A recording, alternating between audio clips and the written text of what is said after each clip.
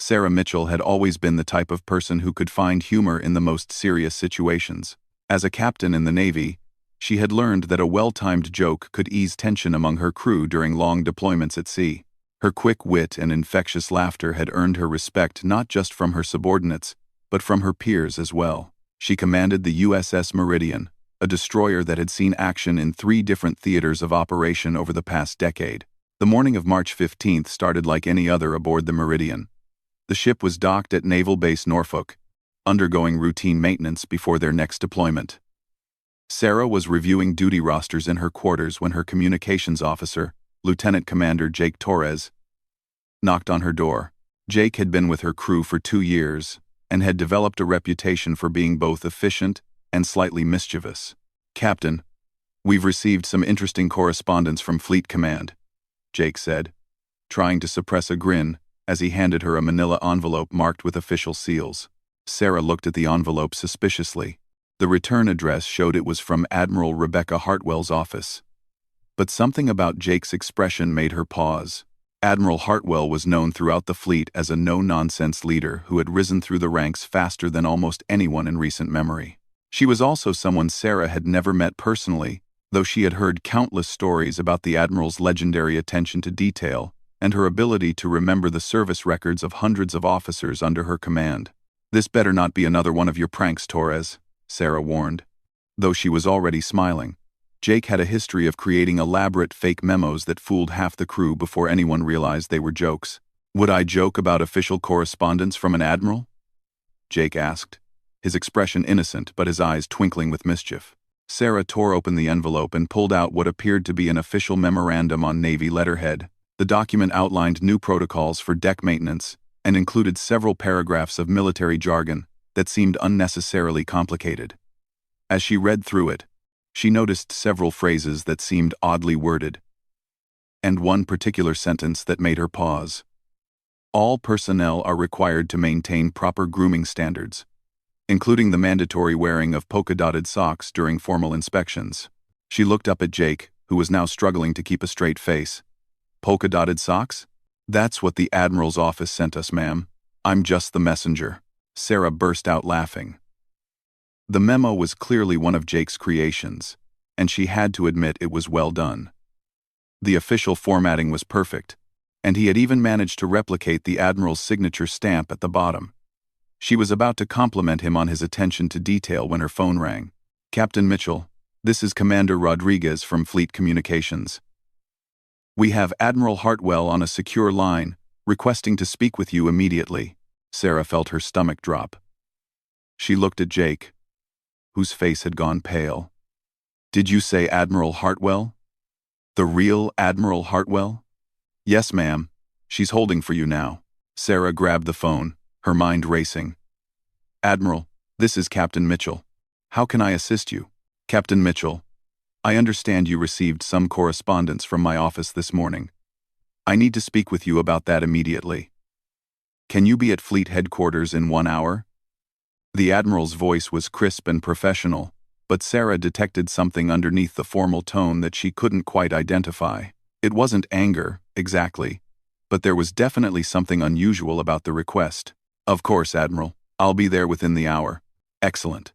And Captain, bring that memorandum with you. All of it." The line went dead, and Sarah stared at the phone for a moment before looking back at Jake, who now appeared to be contemplating his future career prospects.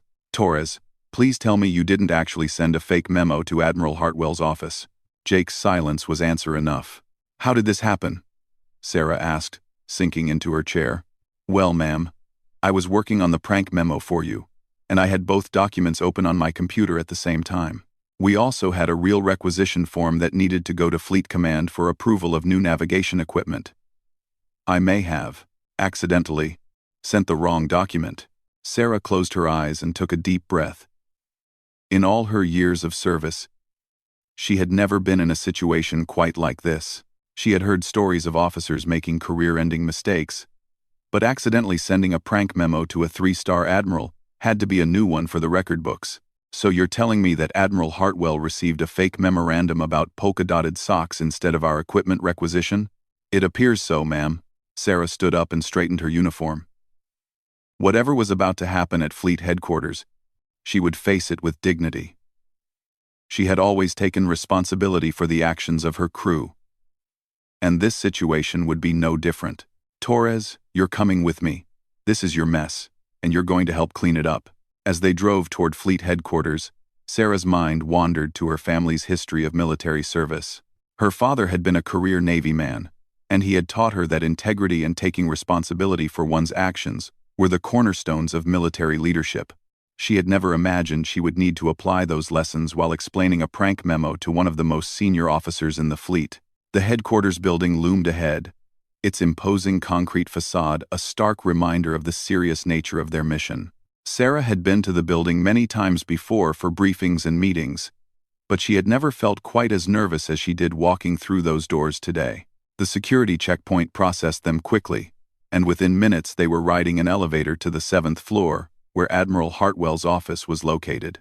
The hallway was lined with portraits of distinguished naval officers from throughout history, their stern expressions seeming to judge Sarah as she walked past.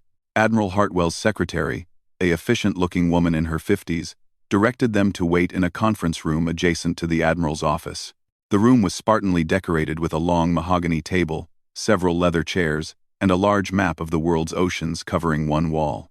Sarah and Jake sat in uncomfortable silence for what felt like hours but was probably only 10 minutes.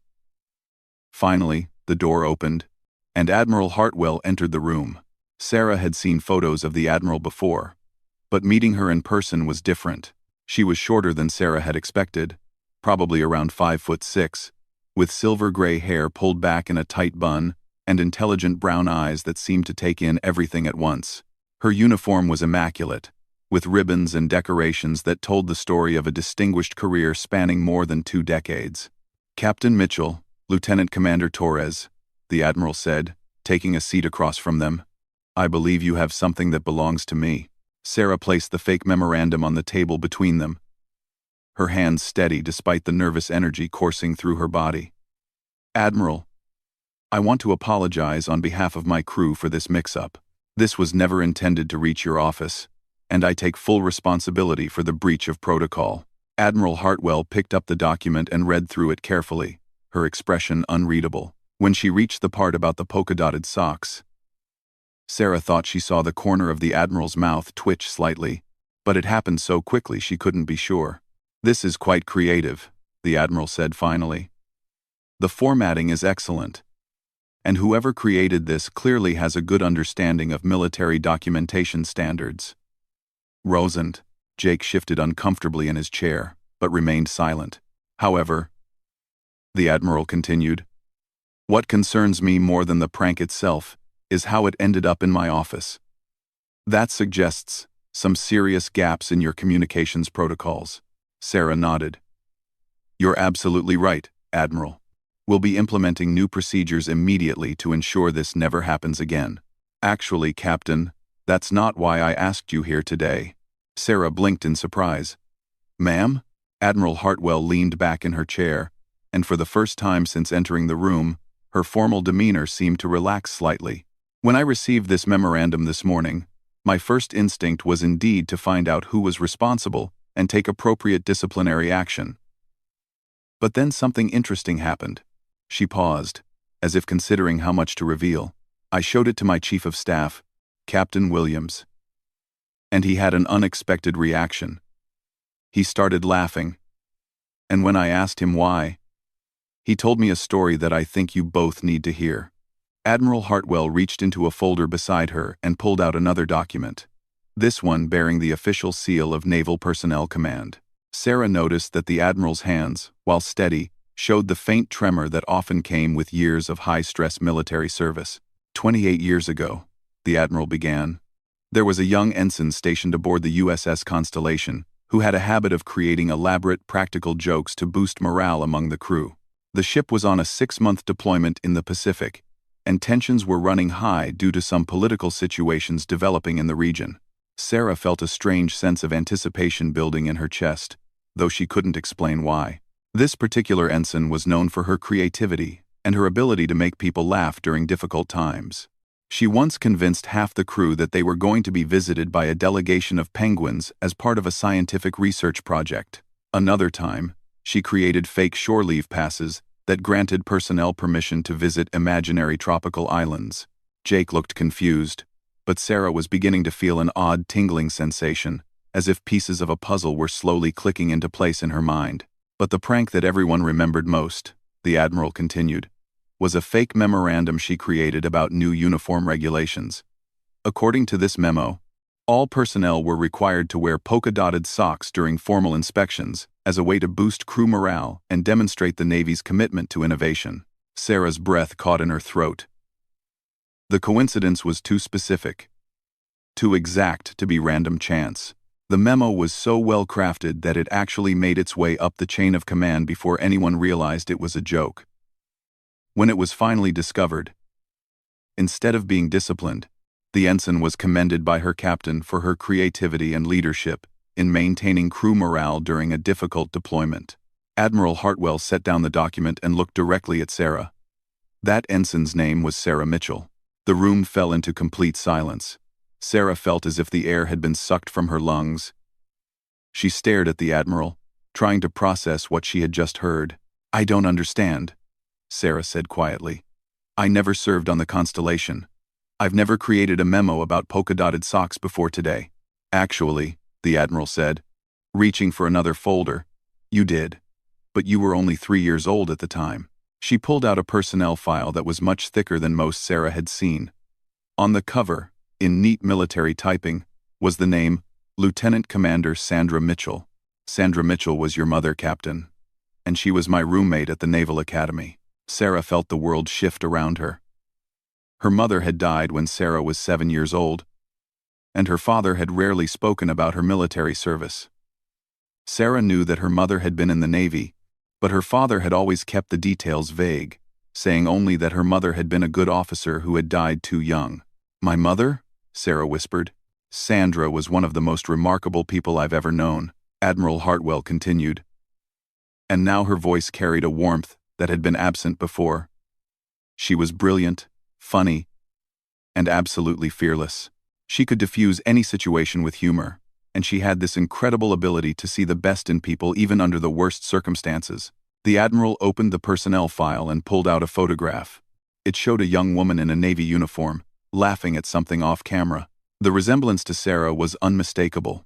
The same dark hair, the same bright eyes, the same expression of mischief and intelligence. "We were best friends through 4 years at the Academy and stayed close throughout our early careers. When she was assigned to the Constellation, I was on the USS Independence, and we wrote letters constantly. She would tell me about her adventures, and I would tell her about mine." Sarah reached for the photograph with trembling hands.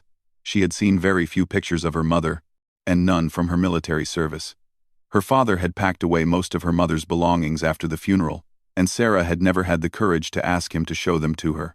"She wrote to me about all of her pranks," the Admiral continued. "The polka-dotted sock memo became legendary in our circle of friends. We must have referenced it a dozen times in letters over the years. It became our inside joke. Whenever one of us was feeling overwhelmed by the seriousness of military life, we would remind each other about the polka-dotted socks." Jake, who had been sitting in stunned silence, finally found his voice. "So, when I accidentally sent that memo, you recreated, almost word for word, one of Sandra Mitchell's most famous pranks. The memo you sent this morning was virtually identical to the one your mother created 28 years ago, Captain." Sarah felt tears beginning to form in her eyes, but she blinked them back. "How is that possible? I don't remember her talking about it. I don't remember much about her military service at all." "Children absorb more than we realize," the Admiral said gently. "It's possible that you heard stories about her pranks and they stayed in your subconscious. Or perhaps it's simply that you inherited her sense of humor and her creative approach to problem-solving." The Admiral pulled out another document from the file. "There's something else you should know about your mother, Sarah. She didn't die in an accident, as you may have been told." Sarah's heart began beating faster. Her father had always said that her mother died in a car accident, and she had never questioned the story. Sandra was killed in action during a classified mission in the Persian Gulf. She was posthumously awarded the Navy Cross for extraordinary heroism. At the time, the nature of the mission was so sensitive that the families were given cover stories to protect operational security. The Admiral handed Sarah another document. It was a citation for the Navy Cross, bearing her mother's name and describing acts of valor that took Sarah's breath away. She saved the lives of 12 sailors when their ship came under attack from enemy forces. She stayed behind to ensure that everyone else was evacuated safely, even though she knew it meant she probably wouldn't make it out herself. Sarah read through the citation, her vision blurring as the tears she had been holding back finally began to fall.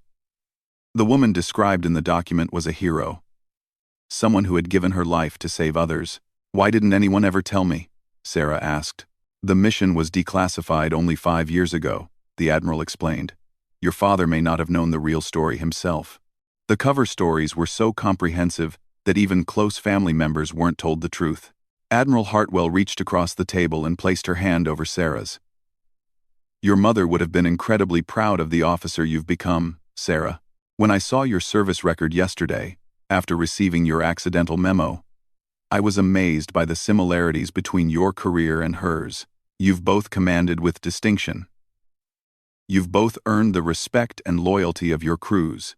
And you've both used humor and creativity to solve problems that others might approach with rigid military protocol." Sarah looked at the photograph again, studying her mother's face and trying to imagine what she had been like as a person. The stories her father had told her were always general. That her mother was kind, that she was smart, that she loved Sarah very much. But this was the first time Sarah had gotten a glimpse of her mother as a real person with personality quirks and professional accomplishments. "There's one more thing," the Admiral said, pulling out a sealed envelope from the bottom of the file. "Sandra left this for you, to be given to you if you ever followed in her footsteps and became a naval officer." With shaking hands, Sarah opened the envelope and pulled out a handwritten letter. The paper was yellowed with age, and the ink had faded slightly. But her mother's handwriting was clear and flowing. The letter was dated 3 months before her mother's death, written in the careful script that Sarah now recognized from the personnel documents Admiral Hartwell had shown her. "My dearest Sarah," the letter began, "if you are reading this, it means you have chosen to serve your country as a naval officer, and I could not be more proud. By now, you are probably wondering why you never heard much about my military career, and I hope that whoever gives you this letter also gives you the answers you deserve." Sarah paused, wiping away tears that threatened to blur the words on the page. "I want you to know that every day I served in the Navy, I thought about you and the kind of world I wanted to leave for you. I hope that world will be peaceful, but I know that peace requires people who are willing to stand up for what is right, even when it's difficult or dangerous." Admiral Hartwell and Jake sat quietly, giving Sarah space to read the letter that had been waiting for her for more than 2 decades. "I also hope that you remember that military service doesn't mean losing your sense of humor or your humanity. Some of my proudest moments in the Navy came not from following orders perfectly, but from finding creative ways to solve problems and help my fellow sailors remember what we were fighting for." Sarah smiled through her tears as she read the next paragraph. "I hope you've inherited my talent for practical jokes, not because the jokes themselves matter, but because they represent something important. The ability to find lightness in dark situations, to bring people together through laughter, and to remind everyone around you that we are human beings first, and military personnel second." The letter went on to describe her mother's hopes for Sarah's future, her pride in the family's tradition of military service, and her confidence that Sarah would make her own mark on the world in whatever way she chose. "If you are reading this, it probably means that I am not there to guide you through your career, and I am sorry for that.